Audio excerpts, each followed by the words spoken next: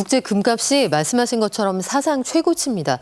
21일에 국제 금시장에서 트라이온스당 금값이 2,751.7달러까지 올랐는데 이게 1년 전하고 딱 비교를 해보면 거의 1,000불 가까이 오른 가격입니다. 그래픽을 보여드리는 것처럼 국제 금값의 추이가 아주 가파르게 우상향하는 걸 확인하실 수가 있는데요. 가장 왼쪽에 있는 저 시작점이 딱 1년 전 2023년 10월의 시작점입니다. 당시에 보시면 금값이 온스당 1,900달러 미만인 걸 확인하실 수가 있는데 지금 21일 기준으로 2,700불 위로 올라와 있으니까 상당히 가파른 상승폭이다. 이걸 확인하실 수가 있겠고요. 한국 돈으로 따져보면 이제 한돈값, 그러니까 우리 돌잔치 때 가져가던 그 금반지 한돈값 이 소매 가격으로 51만 원까지 올라 있는 상황입니다. 실질적으로 보면 국내 금 시세가 상당히 올라 있는 걸 확인하실 수가 있죠. 표를 통해서. 주변에 보면 실제로 돌잔치 할 때 받았던 뭐 금팔찌, 금반지 괜히 팔았다 이런 우스갯소리가 나올 정도로 금값이 굉장히 오르고 있는 걸 방금도 볼 수가 있었는데요. 가뜩이나 이렇게 금값이 오르고 있었는데 최근 들어 더 강세를 보이는 특별한 이유가 있을까요? 통상 금값이 올라가는 건 금리가 하락할 때 올라갑니다.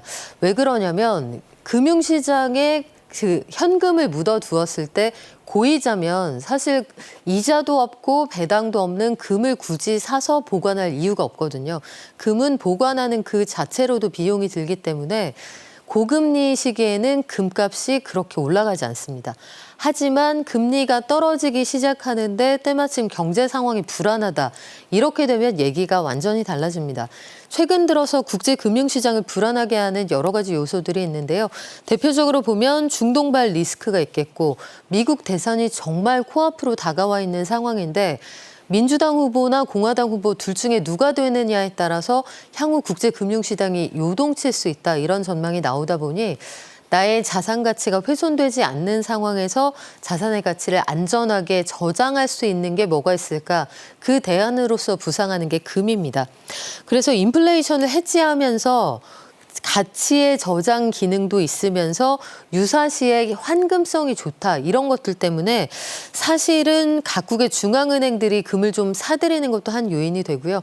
특히 미국과 사이가 좀 멀어진 나라들, 달러화의 어떤 패권에서 벗어나고자 하는 나라들이 금을 집중적으로 사들이고 있다는 것도 국제 금값을 올리는 한 요인으로 꼽히고 있습니다.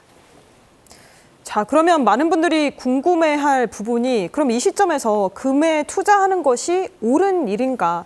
앞으로 이 금 가격이 더 오를지 궁금해하시는 분들 많을 텐데요. 이미 금값이 상당하긴 한데 전망이 어떤가요?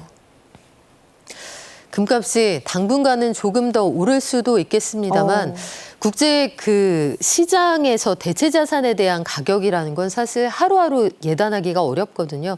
대표적으로 중동이 이렇게까지 서로 으르렁거리다가 어느 순간 휴전 이야기가 나올 수도 있겠고요.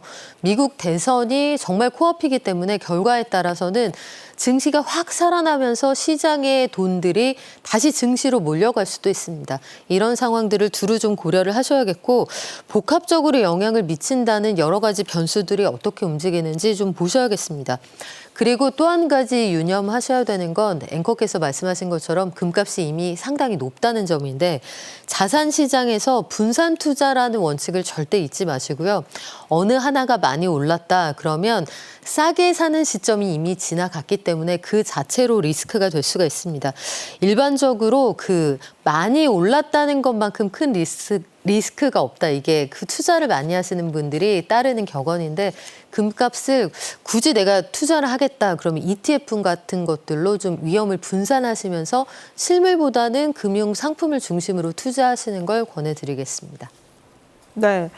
뭐 전반적으로 세계 정세나 경제 상황에도 영향을 많이 받는데 금값이 어쨌든 안전 자산으로 분류되기 때문에 반대로 말하면 증시가 좀 요동치고 있다 이렇게 봐도 될 것 같은데요.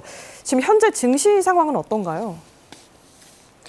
네, 말씀하신 것처럼 증시가 하루하루 그 다음 날을 예단하기 어려울 정도로 좀 움직이고 있는 상황인데 네. 물론 뭐 미국장의 경우에는 걱정이 없다라고 얘기할 만큼 사상 최고치 경신하는 날이 굉장히 많습니다. 다만 미국장의 경우에도 8월에 블랙 먼데이 사태 같은 것들 기억하실 텐데 8월과 9월에 쉽지 않았거든요. 변동성이 그만큼 컸다는 얘기고 뭐 국내장은 최근 들어서 계속 어려운 날들이 지속이 되고 있습니다. 뭐 근 한 달 동안 대한민국 코스피 지수의 한 20% 차지하는 삼성전자를 외국인이 계속 팔 정도니까요. 그리고 해외로 눈을 돌려봐도 유럽 중앙은행이 잇따라서 두 차례 금리를 내렸고 일본 중앙은행이 금리를 올릴 듯 하다가 올리지 않고 있는 상황이고 3분기 기업들의 실적이 계속 나오는 상황이라 시장이 굉장히 유동적입니다. 그리고 이 와중에 중국의 경우에는 연간 5% 성장을 유지하려고 각종 부양책을 내놓고 있지만 이게 또 시장의 눈높이에 맞지 않기 때문에 확 올랐다가 증시가 쭉 빠지는 걸 우리가 확인할 수가 있거든요. 그래서 이런 와중에 국내에선 또 매듭지어지지 않은 금융투자소득세, 금투세 논란이 있는 데다가 또 내년에 공매도를 어떻게 할 거냐 여기에 대한 결론도 아직 나지 않았습니다.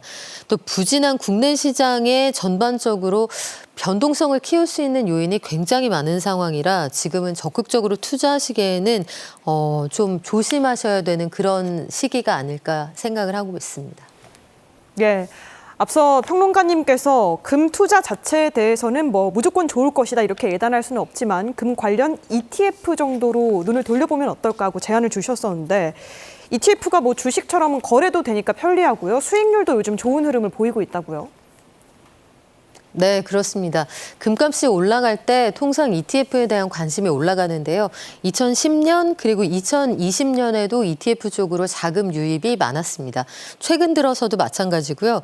기준금리가 인하될 때 금에 대한 매력도가 올라간다는 말씀을 아까 드렸고 증시가 요동칠 때 지나친 변동성을 피하면서 인플레이션을 이기고 싶은 분들이 금 투자로 눈을 많이 돌리시거든요.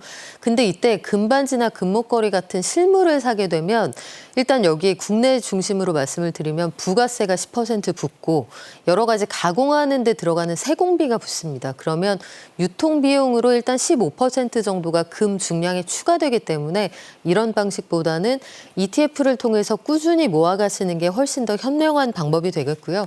이 경우에도 물론 수수료는 있습니다만 은행별로 혹은 상품별로 여러 가지 투자 주체에 따라서 이 수수료가 달라지기 때문에 이런 것들은 비교해 보시면 도움이 될 것 같습니다.